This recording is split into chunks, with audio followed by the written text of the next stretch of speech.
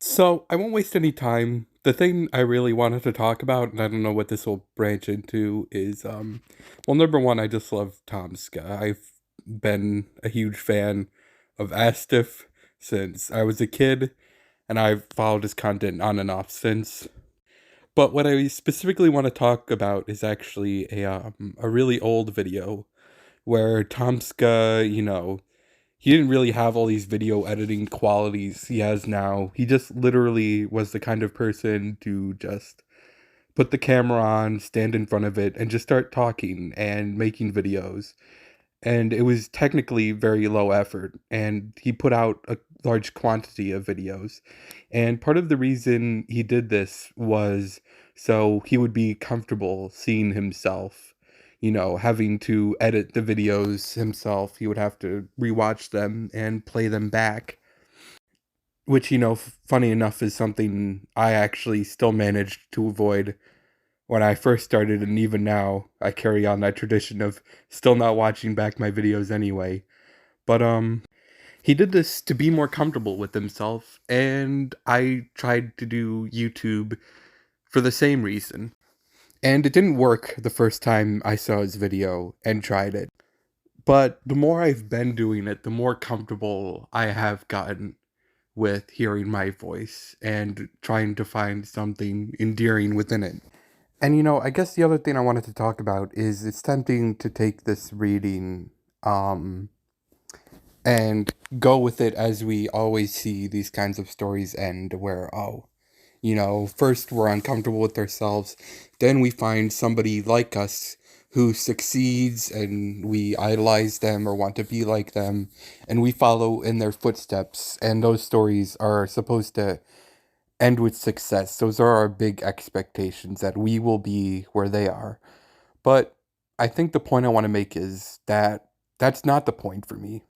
Like, don't get me wrong, I do wish I was famous and or at least I had some kind of a platform where I could communicate more directly with people and have conversations rather than just putting videos out into the void.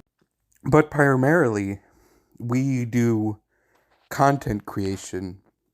Me and a lot of other people do content creation because it's how we can find ourselves through that process. And I do think that's the other part of success, honestly, because when we view it as a straight shot of let's say, I mean, if we were to go by the culture of like the old American dream, it's like, oh, it's the guy who started a business in his garage and grew into this like huge thing, and we see that as success.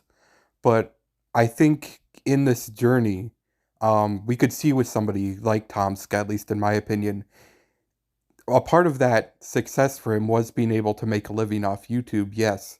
But I think another part was finding a more authentic self, a self that's been put through the world and put through trials and has, experienced life in some way in the online sphere that sort of defines you, through positives and negatives. I guess my point is this sort of path of creatordom is often looked in through the lens of a tool for success, a path to success and a career. And I think we could equally look at it as a path to find our more authentic selves. And I mean, I guess the one thing I'm still hung up on is if you need that community, you know, because even if you don't need fame or money, you kind of need that community and that attention to sort of look at your ideas and push back against them to sort of figure out where you stand, where you want to improve, and where you are most authentic.